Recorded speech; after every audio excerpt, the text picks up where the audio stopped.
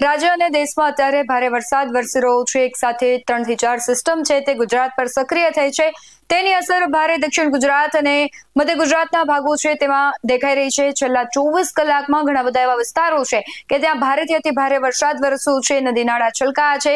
બીજી તરફ વલસાડ સહિતના ભાગો છે ત્યાં અત્યારે અતિ ભયાનક છે તે પરિસ્થિતિનું નિર્માણ થયું છે। આપણે ગુજરાતની વાત કરીએ તો ગુજરાતમાં મેઘરાજાએ રૌદ્ર સ્વરૂપ ધારણ કર્યું છે। ખાસ કરીને દક્ષિણ ગુજરાત અને મધ્ય ગુજરાતના ભાગોમાં ભારેથી અતિ ભારે વરસાદ અત્યારે પણ વરસી રહ્યો છે। છેલ્લા 24 કલાકમાં ઘણા બધા એવા વિસ્તારો છે અને ખાસ કરીને રાજ્યના 200 થી 13 તાલુકાઓ છે ત્યાં સાર્વત્રિક વરસાદ નોંધાયો છે, જેમાં વલસાડ જિલ્લો જળબંબાકાર થઈ ગયો છે। વલસાડના ઉમરગામમાં છેલ્લા 24 કલાકમાં આબ ફાટ્યું હોય તેમ 35.67 ઇંચ વરસાદ ખાબક્યો છે। આ ઉપરાંત જિલ્લાના કપરાડામાં 28.78 ઇંચ અને નાના પોંઢામાં 25.31 ઇંચ, ધરમપુરમાં 19.65 ઇંચ વરસાદ નોંધાતા જનજીવન અસ્તવ્યસ્ત થયું છે।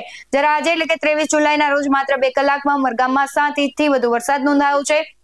ઉત્તર ગુજરાતની વાત કરીએ તો મહેસાણા, પાલનપુર, સાબરકાંઠા અને અરવલ્લીના કેટલાક ભાગોમાં આગામી 48 કલાક દરમિયાન ભારેથી અતિ ભારે વરસાદની આગાહી કરવામાં આવી છે। આ ઉપરાંત અમદાવાદ અને ગાંધીનગરમાં પણ વરસાદની શક્યતા વ્યક્ત કરવામાં આવી છે। શહેર વિસ્તારોમાં પણ ભારે વરસાદની શક્યતા અમરલાલ પટેલે આગાહી કરતા કહ્યું છે કે અમદાવાદના પૂર્વ વિસ્તાર અને ગાંધીનગરમાં ભારે વરસાદ પડી શકે છે, જ્યારે અમદાવાદના પશ્ચિમ વિસ્તાર તેમજ શહેરી વિસ્તારોમાં પણ ભારે વરસાદની શક્યતાઓ છે। આ શક્યતા મુજબ અત્યારે વરસાદ આવવાનો શરૂ થઈ ગયો છે। ખાસ કરીને સુરેન્દ્રનગર અને સૌરાષ્ટ્રની વાત કરીએ તો સુરેન્દ્રનગર જિલ્લામાં પણ વરસાદ થવાની સંભાવનાઓ વ્યક્ત કરવામાં આવી છે। સૌરાષ્ટ્રની વાત કરીએ તો ઉત્તર સૌરાષ્ટ્રના કેટલાક વિસ્તારોમાં ભારેથી અતિ ભારે વરસાદ પડવાની શક્યતા છે, જ્યારે રાજકોટ અને સુરેન્દ્રનગર જિલ્લામાં પણ વરસાદ થવાની સંભાવના વ્યક્ત કરવામાં આવી છે। મહીસાગર જિલ્લાની વાત કરવામાં આવે તો આસપાસના વિસ્તારોમાં પણ ભારે વરસાદ વરસે તેવી સંભાવનાઓ છે અને આ તરફ દક્ષિણ ગુજરાતમાં નવસારી અને આસપાસના વિસ્તારોમાં ભારે વરસાદ પડી શકે છે, જ્યારે વડોદરા અને મહીસાગરના જિલ્લાના આસપાસના વિસ્તારો છે ત્યાં પણ ભારે વરસાદની શક્યતાઓ વ્યક્ત કરવામાં આવી છે। વરસાદના જોર વધવાની આગાહી સાથે 48 કલાક દરમિયાન રાજ્યના વિવિધ વિસ્તારોમાં વરસાદનું જોર વધશે અને ભારે પવન સાથે વરસાદ ફૂંકાઈ શકે છે અને જે પ્રમાણે તંત્ર દ્વારા સ્થાનિક પરિસ્થિતિ ઉપર નજર રાખવામાં આવી છે। ખાસ કરીને વલસાડમાં મેઘતાંડવ બાદ તમામ કારખાના, ઔદ્યોગિક એકમો છે તે બંધ રાખવાનો નિર્ણય લેવામાં આવ્યો છે, કારણ કે વલસાડમાં છેલ્લા 24 કલાકમાં ભારેથી અતિ ભારે વરસાદ વરસ્યો છે। વલસાડ જિલ્લામાં સતત વરસી રહેલા વરસાદને કારણે પૂરની સ્થિતિ પણ સર્જાઈ ગઈ છે। ઘણી બધી એવી જગ્યાઓ છે કે ત્યાં અત્યારે વહીવટી તંત્ર રેસ્ક્યુ ઓપરેશન પણ ચલાવી રહ્યું છે અને શ્રમયોગીઓ છે તેની સુરક્ષા અને જાહેરહિતને પ્રાધાન્ય આપતા જિલ્લાના તમામ કારખાનાઓ અને ઔદ્યોગિક એકમોને આજ રોજ બંધ કરવાની જાહેરાત કરવામાં આવી છે। માત્ર 2 જ કલાકમાં જળબંબાકારની ત્યાં સ્થિતિ સર્જાઈ હતી। સ્ટેટ ઇમરજન્સી ઓપરેશન સેન્ટર અને ગાંધીનગરમાં આજે સવારે 4 થી 6 વાગ્યા સુધીના આંકડાઓ મુજબ જો વાત કરીએ તો ભારેથી અતિ ભારે વરસાદ ઉમરગામમાં વહેલી સવારે 2 જ કલાકમાં 7.56 ઇંચ વરસાદ નોંધાયો છે। આ સિવાય સુરતના ઉમરપાડામાં 4.41 ઇંચ, વલસાડના પારણીમાં 3.82 ઇંચ, વલસાડ તાલુકામાં 3.35 ઇંચ, નાના પોંઢામાં 3.27 ઇંચ, કપરાડામાં 2.76 ઇંચ અને ધરમપુરમાં 2.56 ઇંચ વરસાદ નોંધાયો છે। સુરતના મહુવા, માંડવી, ઓલપાડ, કામરેજ અને 84 તાલુકામાં પણ અડધાથી 1.5 ઇંચ જેટલો વરસાદ ખાબક્યો છે। ઔરંગા નદી ભયજનક સપાટીએ છે, 200 લોકોનું સ્થળાંતર કરવામાં આવ્યું છે। ભારે વરસાદને કારણે વલસાડની ઔરંગા નદી 9 મીટરથી ભયજનક સપાટીએ પહોંચી ગઈ છે। પૂરના ખતરાને ધ્યાનમાં રાખીને તંત્ર દ્વારા નીચાણવાળા વિસ્તારોમાંથી 200 થી વધુ લોકોનું સુરક્ષિત સ્થળે રેસ્ક્યુ કરવામાં આવ્યું છે। સુરત શહેરમાંથી પસાર થતી ખાડીઓમાં પણ જળસ્તર સતત વધી રહ્યા હોવાથી સ્થાનિક પ્રશાસન એલર્ટ મોડ પર આવી ગયું છે। તાપીમાં એસડીઆરએફની ટીમ હાઈવે પર ફસાઈ ગઈ હતી। શાળાઓમાં રજા જાહેર કરવામાં આવી છે। તાપી જિલ્લામાં રાત્રિ દરમિયાન પડેલા અવિરત વરસાદથી ભારે હોનારત સર્જાઈ છે। દ્વારાથી ઉનાઈ તરફ જતો નેશનલ હાઈવે છે કોતરમાં પાણી ફરી વળતા બંધ થઈ ગયો છે અને ડોલવણ તાલુકાના વડદ ગામની સીમા નેશનલ હાઈવે પર પાણી ભરાતા 1 કિલોમીટર સુધી વાહનોની લાંબી કતારો જોવા મળી હતી। આ દરમિયાન અંતાપુર ગામે રેસ્ક્યુ માટે જઈ રહેલી સ્ટેટ ડિઝાસ્ટર રિસ્પોન્સ ફોર્સ છે તેમની ટીમ પણ બંધ હાઈવે પર ફસાઈ ગઈ હતી। પરિસ્થિતિની ગંભીરતાને જોતા તાપીના વ્યારા, ડોલવણ અને વાલોડ સહિતના જે વિસ્તારો છે સનગોડ તાલુકાની અને શાળાઓમાં રજા જાહેર કરી દેવામાં આવી છે અને ઘણા બધા એવા જિલ્લાઓ છે કે ત્યાં અત્યારે રેડ એલર્ટ જાહેર કરવામાં આવ્યું છે, ઓરેન્જ એલર્ટ જાહેર કરવામાં આવ્યું છે।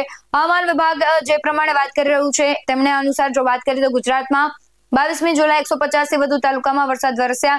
23મી જુલાઈ એટલે કે આજે પણ ભારે વરસાદની આગાહી કરવામાં આવી છે। મધ્ય ગુજરાતના પંચમહાલ, મહીસાગર અને દાહોદ જિલ્લામાં આજે રેડ એલર્ટ અપાયું છે। 11 જિલ્લાઓમાં ઓરેન્જ અને 10 જિલ્લાઓમાં યલો એલર્ટ જાહેર કરાયું છે। દક્ષિણ ગુજરાતમાં મેઘરાજાએ રૌદ્ર સ્વરૂપ ધારણ કર્યું છે। છેલ્લા 24 કલાક દરમિયાન રાજ્યના 213 તાલુકામાં સાર્વત્રિક વરસાદ નોંધાયો છે, જેમાં વલસાડ જિલ્લામાં જળબંબાકાર થઈ ગયો છે। વલસાડના ઉમરગામમાં સૌથી વધારે વરસાદ નોંધાયો છે। સાથે જ આસપાસના જે ગ્રામ્ય વિસ્તારો છે ત્યાં પણ હજુ વરસાદ અવિરત ચાલુ છે અને વલસાડમાં મેઘતાંડવ બાદ તમામ કારખાના સહિતના જે ઔદ્યોગિક એકમો છે તેને બંધ કરવાનો નિર્ણય લેવામાં આવ્યો છે અને હજુ પણ વરસાદ છે તે યથાવત છે। સાથે જ સુરત સહિત અમદાવાદ સહિતના વિસ્તારો છે ત્યાં પણ અત્યારે વરસાદ અવિરત ચાલી રહ્યો છે અને સૌરાષ્ટ્રના ઘણા બધા એવા વિસ્તારો છે ત્યાં પણ રેડ એલર્ટ આપવામાં આવ્યું છે, ત્યાં પણ ઓરેન્જ એલર્ટ આપવામાં આવ્યું છે। આખા રાજ્યની વાત કરીએ તો 11 જિલ્લાઓમાં ઓરેન્જ અને 10 જિલ્લાઓમાં યેલો એલર્ટ જાહેર કરાયું છે।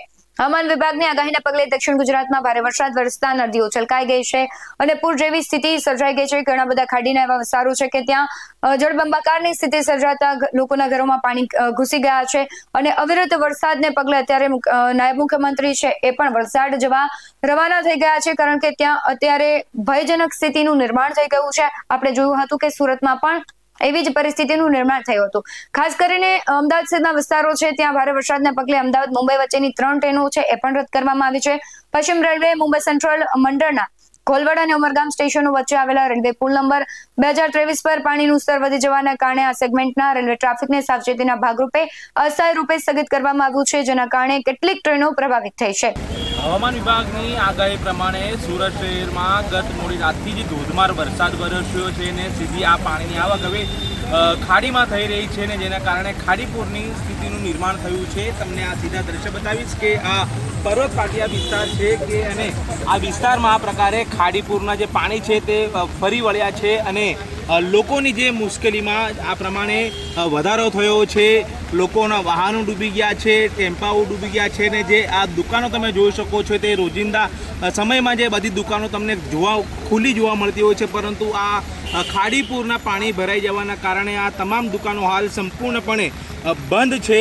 મહત્વની વાત છે કે દર વર્ષે આ જ પ્રકારની સ્થિતિ એટલે કે ખાડીપૂરની સ્થિતિનું નિર્માણ થાય છે, પણ જે પ્રમાણે પાછલા 2 દિવસથી સુરત શહેરમાં ધોધમાર વરસાદ વરસી રહ્યો છે, ઉપરવાસમાં પણ એટલે કે સુરત જિલ્લામાં જે રીતે વરસાદ વરસી રહ્યો છે અને આ વરસાદી પાણી સીધું જે સુરત શહેરમાંથી પસાર થતી જે ખાડીઓ છે તે ખાડીઓમાં પાણી આવવાના કારણે ખાડીપૂરનું જે ખાડીના જે લેવલ છે તે વધ્યા છે અને આ પ્રમાણે ખાડીપૂરની સ્થિતિ સર્જાઈ છે। લોકોની મુશ્કેલીઓમાં સતત વધારો થઈ રહ્યો છે। મહત્વની વાત છે કે મહાનગરપાલિકા ચોમાસા પહેલાં પ્રી મોન્સૂનની કામગીરી કરતી હોય છે, પરંતુ આ પ્રી મોન્સૂનની કામગીરી પાણીમાં ગયો તેવું સ્પષ્ટપણે દેખાઈ રહ્યું છે, કારણ કે દર વર્ષે આ જ પ્રકારની સ્થિતિ સર્જાય છે। કેટલાક અહીંના સ્થાનિક લોકો જોડાય છે તેમની સાથે વાત કરીએ તો ક્યાં કહો કે किस प्रकार से पानी भरा है? बहुत ज़्यादा भरा हुआ है। घर के अंदर जाने के लिए हम वेट कर रहे हैं पर नहीं जा पा रहे हैं, बहुत नीचे पानी है। क्या हर बार इस तरह की स्थिति यहाँ पर होती है, तंत्र को महानगर पालिका को क्या कहो? बीजेपी सरकार सबसे थर्ड क्लास सरकार है, कुछ म्यूनसिपलिटी वाले करते नहीं है। તમે દર વર્ષે ટેક્સ ભરો તો પણ તમને સુવિધાઓનો અભાવ જોવા મળી રહ્યો છે। बहुत तकलीफ है सर, इसको सुधार करना चाहिए गवर्नमेंट को। જો ચોક્કસથી લોકો તંત્ર સામે પોતાનો જે રોષ છે તે વ્યક્ત કરી રહ્યા છે, મહાનગરપાલિકાની કામગીરી સામે સવાલો ઊભા કરી રહ્યા છે। લોકોનું કહેવું છે કે અમે લોકો દર વર્ષે જે ટેક્સ ભરવાનો હોય છે મહાનગરપાલિકાને તે સંપૂર્ણ ટેક્સ અમે લોકો ભરીએ છીએ, પરંતુ તેના નામે અમને સુવિધાના નામે ફક્ત આ ખાડીપૂરની સ્થિતિ જ દર વર્ષે અમને મળે છે અને આ સ્થિતિમાંથી અહીંના જે ખાડીપૂરના જે અસરગ્રસ્તો છે તેઓને ક્યારે મુક્તિ મળશે તે સૌથી મોટો સવાલ હાલ ઊભો થઈ રહ્યો છે। સુરત શહેરમાં જે રીતે ધોધમાર વરસાદ વરસી રહ્યો છે અને ખાસ કરીને સુરત જિલ્લામાં પણ વરસાદ વરસી રહ્યો છે અને આ પાણી હવે સુરત શહેરમાંથી પસાર થતી ખાડીઓમાં આવી રહ્યું છે અને જેના કારણે ખાડીપૂરના લેવલ વધવાના કારણે આ પાણી હવે લોકોના જે ઘરોમાં પ્રવેશી રહ્યું છે। જે ખાડી વિસ્તાર છે અને તેની આજુબાજુમાં જે સોસાયટીઓ જે વિસ્તાર આવ્યો છે તેમાં આ ખાડીપૂરના પાણી પ્રવેશી ગયા છે। તમે દ્રશ્યોમાં જોઈ શકો છો કે આ પ્રમાણે લોકો ખાડીપૂરના પાણીમાંથી પસાર થવા માટે મજબૂર થયા છે અને ફરી એક વખત સુરતમાં ખાડીપૂરની સ્થિતિનું નિર્માણ થયું છે। મહાનગરપાલિકાની કામગીરી માત્ર કાગળ પર હોય તેવું સ્પષ્ટપણે લાગી રહ્યું છે। આ પર્વત પાટિયા વિસ્તારમાં આવેલી આ રણછોડનગર સોસાયટી છે અને આ સોસાયટીમાં પણ આ ખાડીપૂરના પાણી જે છે તે પ્રવેશી ગયા છે। લોકોને પારાવાર મુશ્કેલીનો સામનો કરવો પડી રહ્યો છે. લોકો પોતાના ઘરમાં બંધ થયા હોય તેવું લાગી રહ્યું છે, કારણ કે પાણી ભરાઈ જવાના કારણે લોકોના જનજીવન ઉપર માઠી અસર જોવા મળી રહી છે.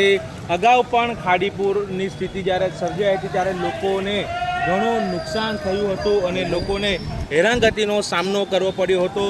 ફરી એક વખત આ પ્રમાણે જે રીતે ધોધમાર વરસાદ વરસી રહ્યો છે અને તેના કારણે ફરી વખત આ ખાડીપુરની સ્થિતિ સર્જાઈ છે.